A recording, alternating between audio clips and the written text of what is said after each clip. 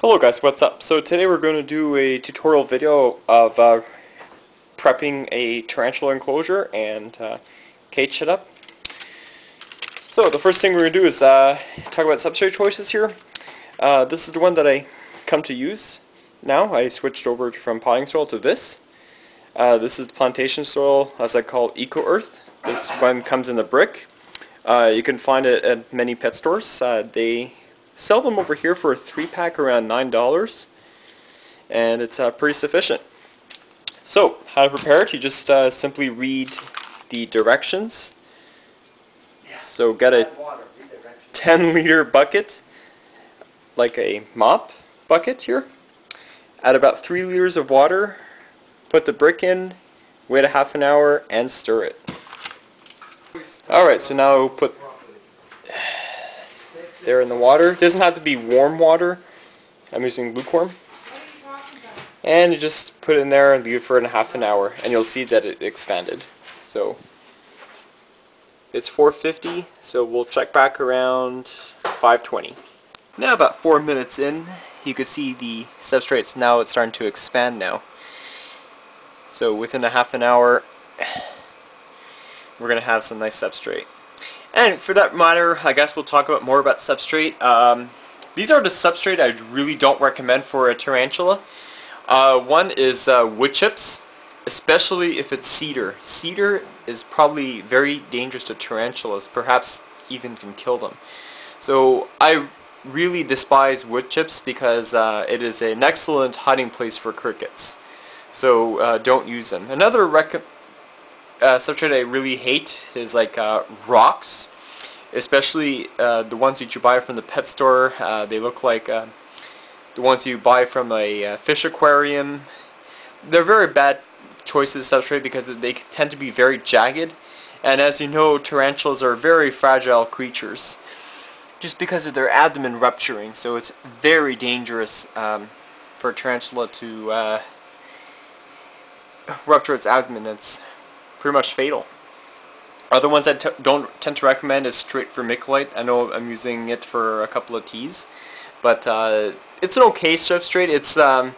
It's more really of an additive, I would say, and it's best suitable for like high humidity type species, you know, like T. blondie and H. luvidum, where I mix the potting soil with vermiculite, so it helps retain the moisture. So that's pretty much my recommendations I would have to say so far. So now I think I might need more water. Alright, now I've got some more water in there. Now we're going to talk about the enclosures I'm going to be using for my select species. So, my Brachypelma auratum, the Mexican flame knee, as you know, I have 2 of them right here. One is over here, freshly molted. Oh, I'm sure she's due for a feeding. As well as another one right here. Now these are going to get an enclosure very similar to the one I have bloom here. The Gramisola rosea red color form. Yeah, so these are little containers that Amanda had from Tarantula Canada that she got from Europe. So fortunately for me, because I tend to save these enclosures, I got 2 of them myself here, so I think they'll be great for my B. auratum. So once the substrate dries, has enough air holes, so what I'm going to do is I'll fill it right up to here and maybe add like a little small cave on both sides. That way it'll be fine. Now for my El Klugi, it's going to get a small deli container, such as the one that I have my Crassy Peeps in at the moment. I'll transfer her. But really, yeah, that's all they need. Tarantulas really don't need a lot of space. Like, to be honest with you, in my opinion, huge enclosures are really a waste of space and a waste of money, to be honest with you, because here's my G. rosea in a 5-gallon tank. She's all the time probably near the water dish. She's probably never on the side of a tank. So this is why I like to house teas in very small enclosures, like critter keepers or plastic shoe boxes, or Rubbermaid Walmart jars. They're cheap, they're affordable, and they're very easy to maintain. Okay, so that's why I primarily house them in small enclosures. Another reason why I like small enclosures over large enclosures, just for the benefit of the spider. These tarantulas, well, as you know, if you ever seen a tarantula's eye, you notice that it looks like it has two. But if you look closely in a microscope, you'll see like 4 eyes set in a cluster. It kind of looks like it has two. For some Apois species, I do see around 6 eyes if you look close up. So yeah, so because of that particular orientation of their eyes, they really can't see very well. They can only see maybe around a few centimeters, probably around maybe around that far. So when it comes to feeding in super large enclosures, it does become slightly big of a problem. And yes, Tarantula Guy 1976 does use large enclosures, but that's just my personal opinion, and he has a whole basement where I am limited to just 1 bedroom, so I have to work what I'm given with. Okay, and then for the Crassy Peeps, it's going to get an enclosure similar to the one I had my teacher Calentis in when she passed away. It's going to be very similar setup. So it is a burrowing species, so I'm going to reuse the cork bark, the water dish, get rid of the soil, put some fresh soil in there, and they'll be good. So it's a burrowing species, so I like to keep my substrate around, maybe around halfway in between, and then put the tea in there. Cork bark, then water dish, then the tea, yeah. Alright, so now once the substrate completely dries out, because I am working with tarantulas that require slightly low to mid humidity in here, so I don't want an overly too wet of a substrate, I'm going to prepare them. Okay, so now we could start part 3 of this video, setting up the tea enclosures. So I guess what we'll do is we'll do the Brachypelma auratum first. Okay, as you note, I showed you the enclosure earlier. I just packed it with substrate. It's still a little wet to my liking, but anyway, so I have 2 of them right here. So I'm not going to offer a water dish, like I said in the watering teas video. I don't really offer slings water, well, a water dish until they're 3 inches or bigger. Probably start giving water dishes when tarantulas are around that big, around 2.75 inches. Okay, so for the hiding place, I'm going to use like a little bark.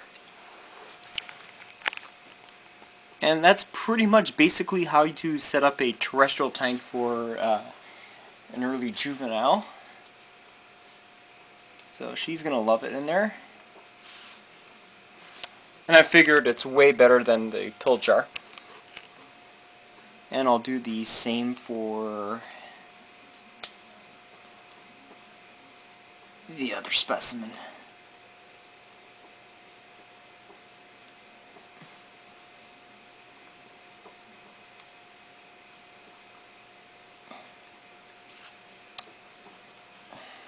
Perfect. And that's what I would call an enclosure. Well, now I'm starting to go down in substrate.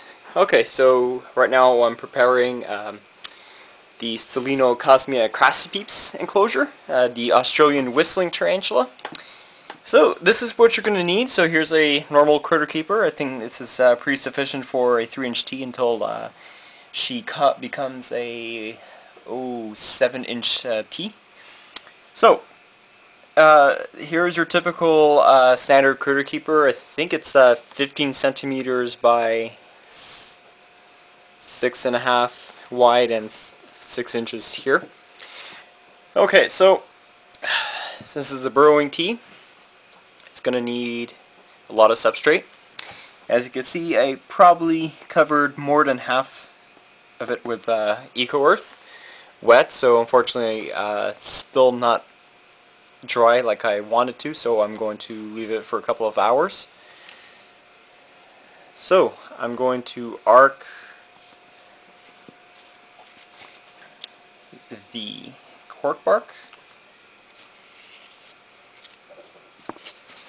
I want it like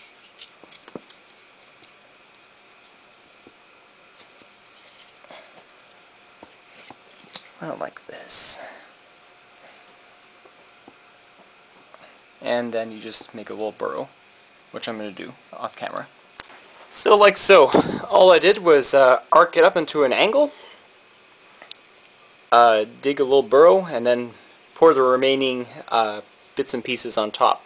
So it kind of resembles the same enclosure that I did for my bee eratum, except with a lot more substrate, of course. So now you put your water dish in here, and that's pretty much basically all you need for a terrestrial tank. So once it dries, we'll start transferring the teas for part 4 of the video. Okay, so it's the next day, the 6th of January, and my substrate is still moist, but I think these should be ready to transfer.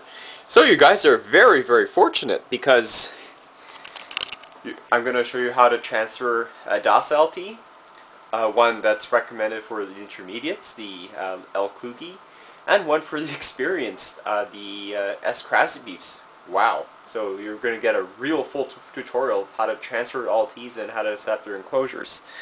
So, without further ado, let's transfer the teas. So there we go, there's one down. Kind of a mansion for her, but sure beats a pill jar, doesn't it? Okay, now that's one down. 2 more to go. Second bee eratum. This one's actually a little bigger one. We do the same thing.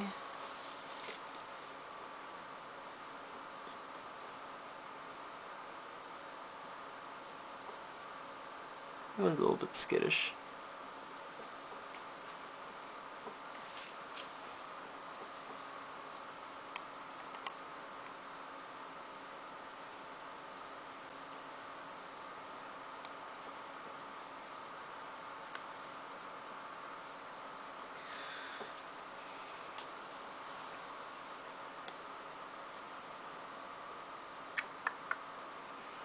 I don't want to pinch grab this species because it's very nervous, and plus I have a really small sling. I don't want to crush her if I use too much force. There we go, that's it. See, you don't really have to prod them very hard to actually get them to do what you want. Beautiful. 2 down, 2 to go. Alright, now for the S. Crassibeeps, the Australian whistling tarantula. So this is a tarantula that you should not interact with. It is an old world terrestrial, so meaning that it has a bad bite, very fast and very aggressive. So it's the first time I actually test her temperament out. I have no idea if she's aggressive or not, so we'll see. I know she's skittish.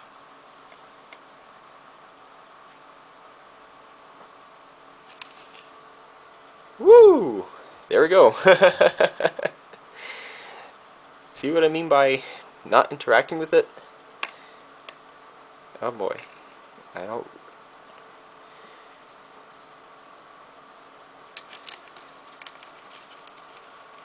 Oh shoot. That is a really pissed off tea. Whoa. That is... Well, this is going to be really difficult to get her out of there. Okay, now I'll tilt it from the side. I'm going to still have to piss her off, but...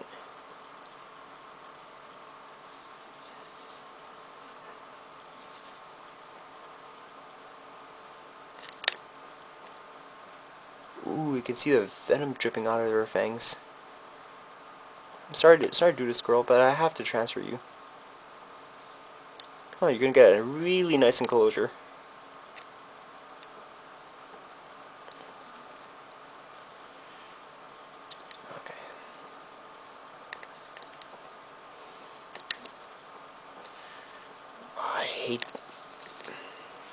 Beautiful, there we go.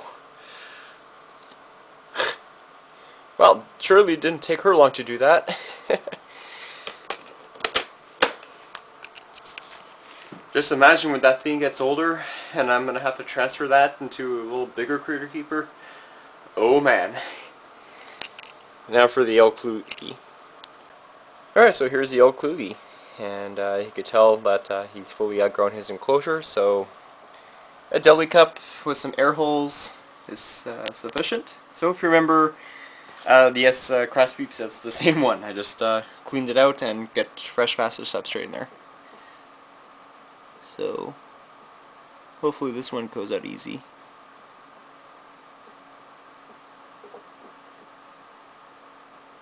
Wow. That was sure the easiest tea transfer I ever did.